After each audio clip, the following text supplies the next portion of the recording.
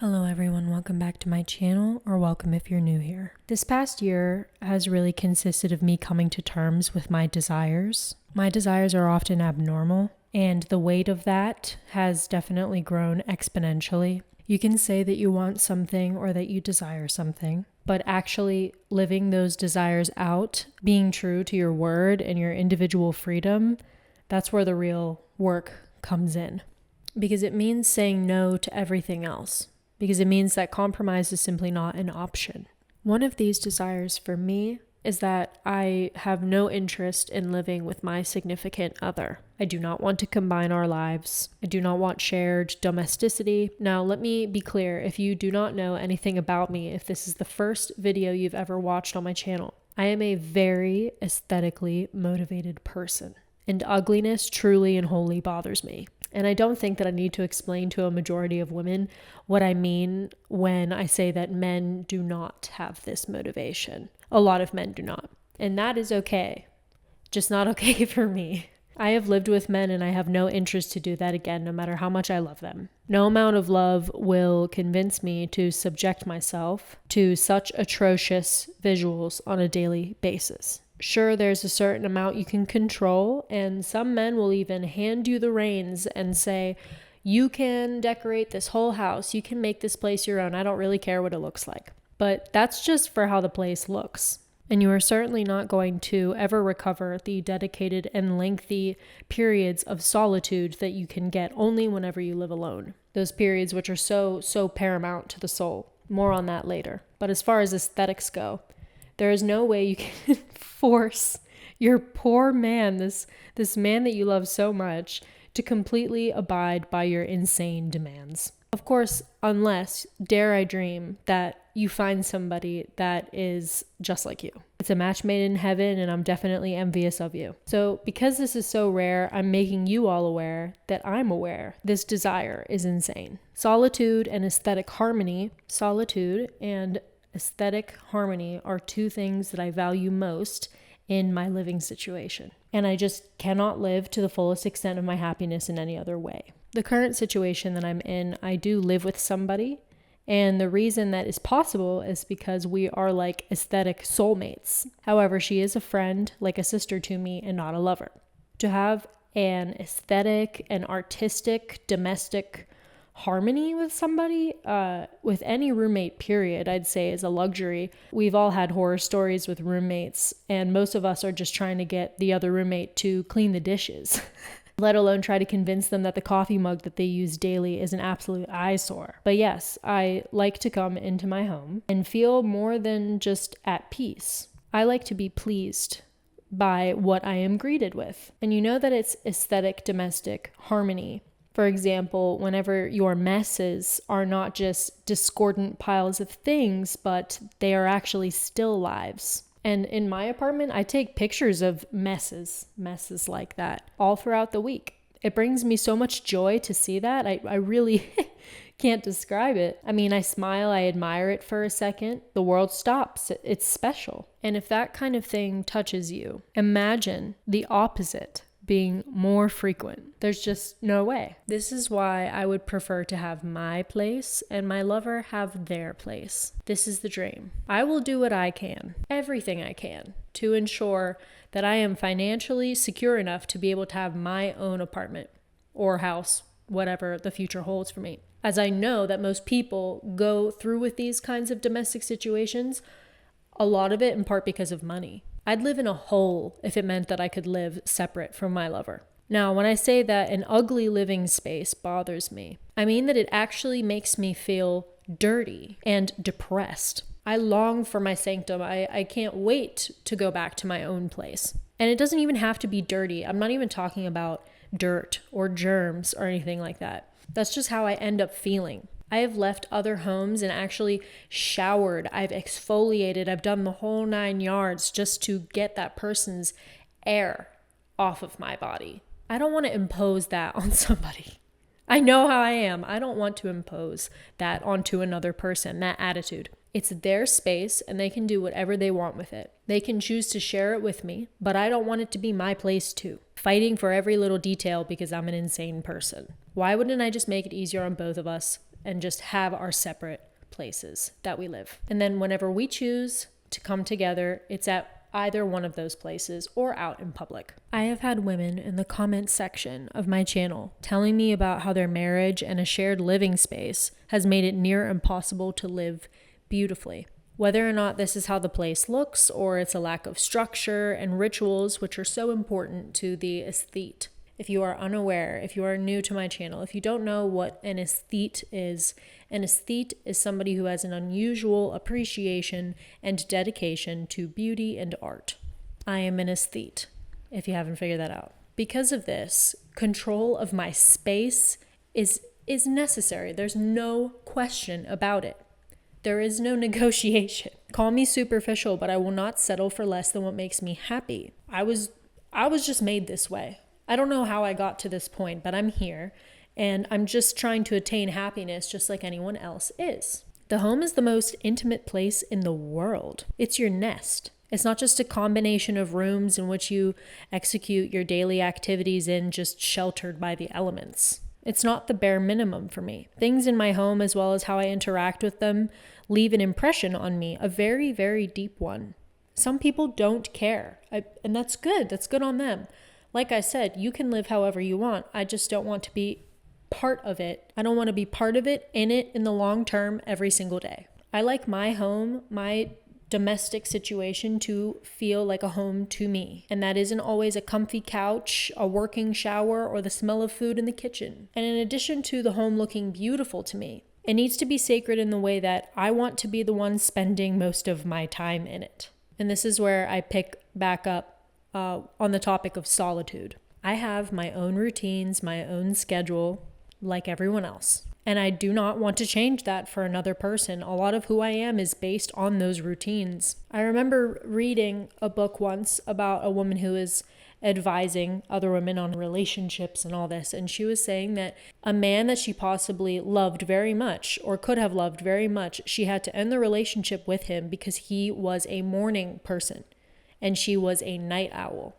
She was somebody who would not get up past 10 or 11, and he wanted her to share the ritual of getting up at like 6 in the morning and going for a bike ride. And she said, this isn't gonna work. This is what I'm talking about. I don't think you have to change yourself like that for another person. There's little things that you can do, sure, but I really admire the fact that she put that out into the air and she let you know that you don't have to change for him. He doesn't have to change for you, that maybe you guys are just not meant to be together. And maybe whoever in my life comes along and doesn't understand that I need my own space, need my own apartment, and need to be separated in that way, that person isn't for me. Big things like this, because I've been in a pretty serious domestic relationship, one of the big things is meal times, making food. Things like noise, or what hours you go to bed, or what time you guys wake up.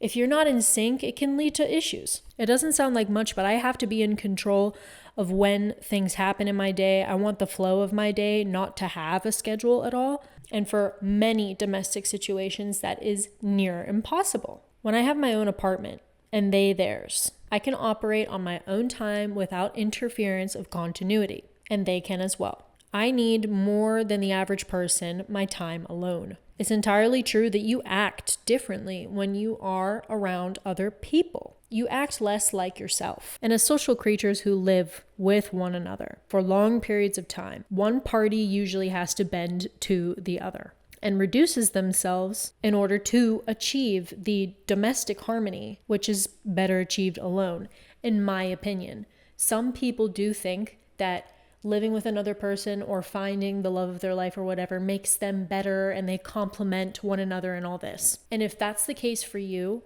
I'm so happy for you. The person that I lived with, I was very harmonious with, just not in a domestic sense. And the reason why there was a lot of harmony was because each day I felt less like myself and I felt like I was changing in order to make our lives easier. There are so many parts of ourselves that we choose to forsake for company. And it's not always worth it, in my opinion.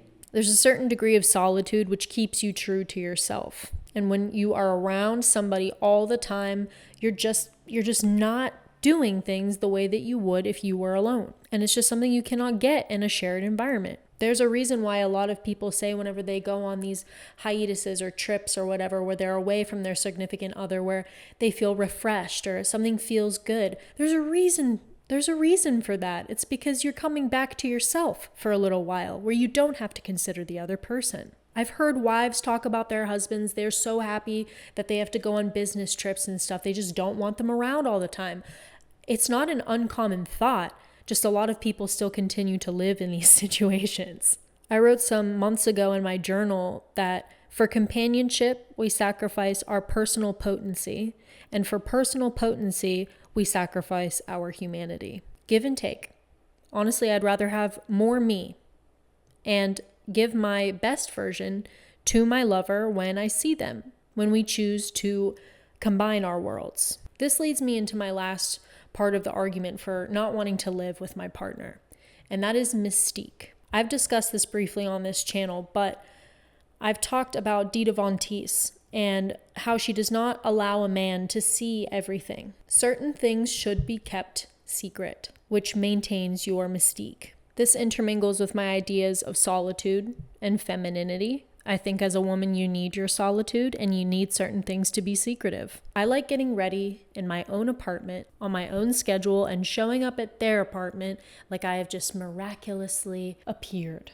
I do not want to share a bathroom for obvious reasons. I do not want my lover to necessarily know all aspects of me or my lifestyle, whether or not that's the rituals I conduct in private or even more of the embarrassing things. I'd rather that just not be in the line of vision at all. I'd rather most of those things be forgotten. I also love too, and I have experience with this as well, I also love how special interactions become whenever they're more limited. It keeps things sacred. Just like not living together keeps the whole of you sacred, that you share yourself, not give yourself. Isn't that the ultimate form of maturity and freedom? To not insist that you lessen or cage the other person in order to be with them all the time because of your need. Sometimes I think about marriage and domestic situations and I wonder if is it all about love or was it about money? Was two people living together and all the romantic rhetoric around it really about the beauty of two people sharing a life? Or is it just a bunch of nonsense to convince us to share a bank account, to ensure our financial stability? And I know like part of that is, yes, of course it is, but we still believe it. We still go on day after day thinking that this is some very powerful romantic thing to want to share your life with another person.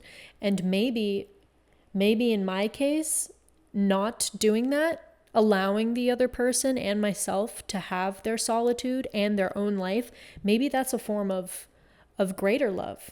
What I do care about in love is magic, ever-evolving mystery, suspense, and the eroticism of all that. And maybe what I'm proposing is healthier and a more fruitful relationship with the person I love. And maybe that's harder to do. It is harder to do, but the result is something earned.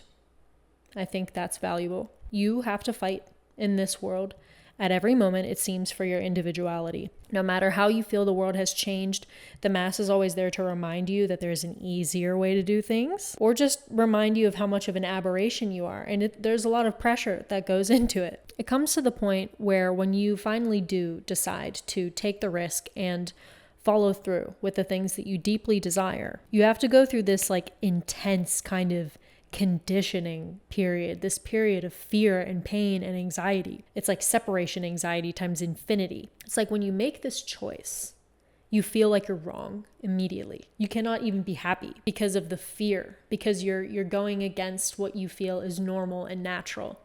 I think some people might have less of a problem with this than I do, but I am a very neurotic kind of person.